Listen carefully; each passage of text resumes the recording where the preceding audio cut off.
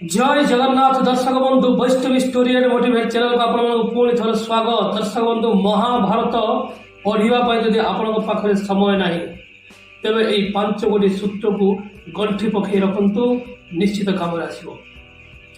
प्रथम सूत्र संतान भूल इच्छा को एवं जिद को जदि ठीक समय अंकुश न लगाती तेरे शेष में आपण असहाय हो पड़े। यह कौरव मान शिक्षा देते।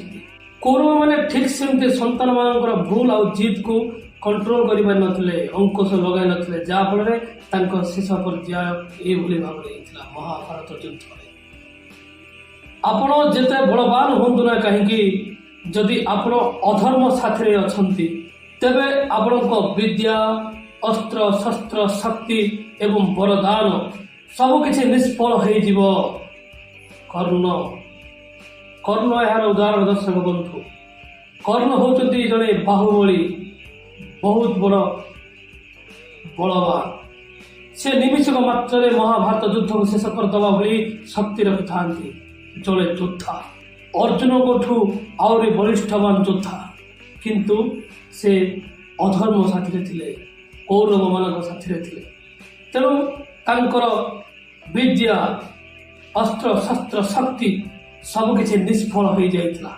तेणु केवे भी अधर्म साथी रहा उचित नुहे। दर्शक बंधु संतान को एत महत्वाकांक्षी करंतु नहीं जे से माने विद्यार दुरुपयोग करी सर्वनाश को आमंत्रण करेंगे। अश्वत्थामा दर्शक बंधु संतान को एत महत्वाकांक्षी करंतु नहीं जहाँफल से विद्यार दुरुपयोग करी सर्वनाश को आमंत्रण करेंगे। एहीपरि काहाकू किछि कथा दियंतु नहीं जे आपण को विधर्मी आगे नतमस्तक हेबाकू पड़िबो।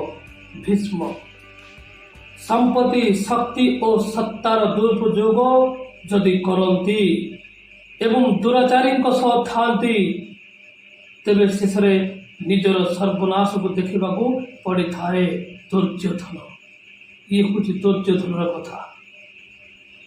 दुर्योधन पाखे धन संपत्ति शक्ति सत्ता सबकि थाई केवल तांकर गर्व अहंकार से ध्वंस हो जाते विनाश हो जाते।